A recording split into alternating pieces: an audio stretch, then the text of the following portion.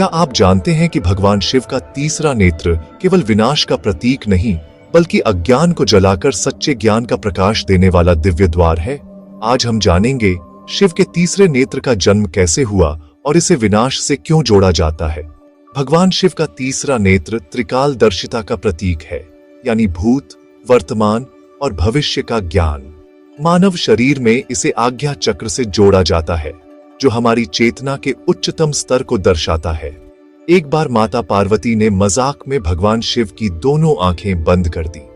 जैसे ही शिवजी की आंखें बंद हुईं, पूरा ब्रह्मांड अंधकार में डूब गया। उस पल संसार में हाहाकार मच गया। तभी शिवजी ने अपने ललाट पर तीसरा नेत्र प्रकट किया।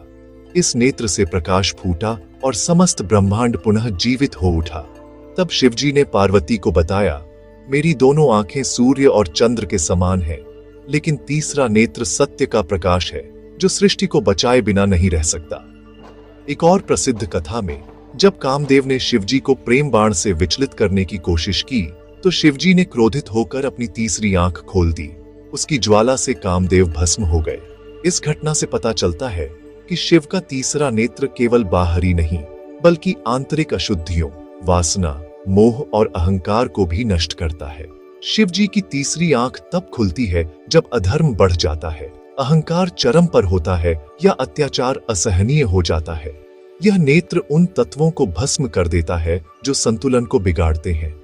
लेकिन याद रखिए, यह विनाश केवल अंत नहीं है, बल्कि पुनर्निर्माण का आरंभ है। पुराने असत्य को मिटाकर ही नए सत्य की स्थापना होती है। भगवान शिव का तीसरा नेत्र हमें सिखाता है कि सच्चा विनाश बाहर नहीं, बल्कि भीतर होता है।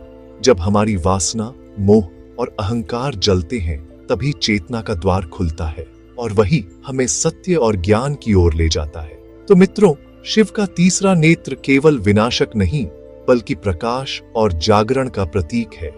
यह हमें याद दिलाता है कि जब तक भीतर की अंधकार नष्ट नहीं होगा, तब तक सच्चे ज्ञान का सूरज नहीं उगेगा। हर हर महादेव।